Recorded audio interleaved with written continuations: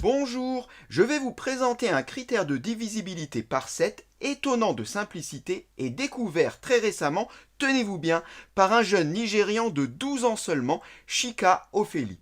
Comme quoi, il existe encore de belles choses à découvrir en mathématiques avec un peu de connaissances, mais beaucoup de génie quand même. Sa prof de maths raconte qu'elle lui avait donné un livre de problèmes pour occuper ses vacances, et oui, il y en a qui occupent leurs vacances avec des maths, et dans ce livre, on trouvait tous les critères de divisibilité, mais pas celui par 7. Chika s'est alors intéressé au problème et a trouvé le critère que je vais vous dévoiler dans cette vidéo. Voici un premier exemple, on en verra deux, c'est très rapide.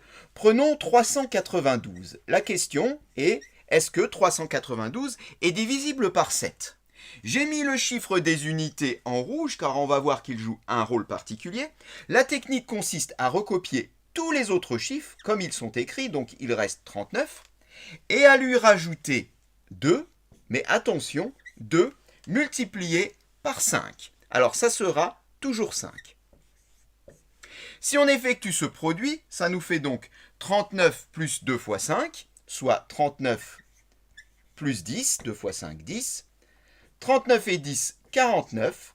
À ce niveau-là, on regarde si 49 est divisible par 7. 7 fois 7, 49. On peut donc en déduire que, comme 49 est divisible par 7, 392 l'est également. On voit que ce critère est donc d'une grande efficacité. On va le tester quand même sur un deuxième exemple avec un nombre un peu plus grand, avec 1673. Et comme tout à l'heure, on s'est mis le 3 de côté, de cette façon-là, eh bien tous les chiffres qui ne sont pas en rouge, on les recopie, soit 167. On va lui ajouter 3,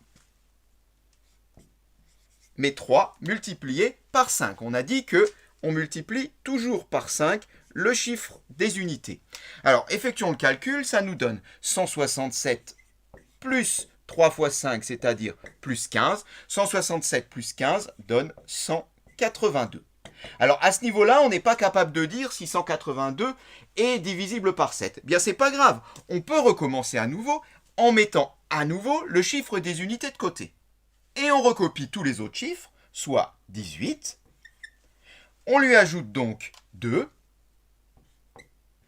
qui est multiplié par 5, car on multiplie toujours le chiffre des unités par 5. Effectuons le calcul, ça nous donne 18 plus 2 fois 5, soit 10. 18 et 10, 28, et 28, on le reconnaît bien dans la table de 7, ce qui signifie que notre nombre tout au départ, 1673, est divisible par 7. Voilà, ici encore, on voit qu'en quelques opérations très simples, on arrive à prouver qu'un nombre de l'ordre du millier est divisible par 7. C'est quand même une belle découverte, et sachez que pour cette découverte, le jeune mathématicien a été récompensé d'un prix lors des True Little Hero Awards 2019. À bientôt.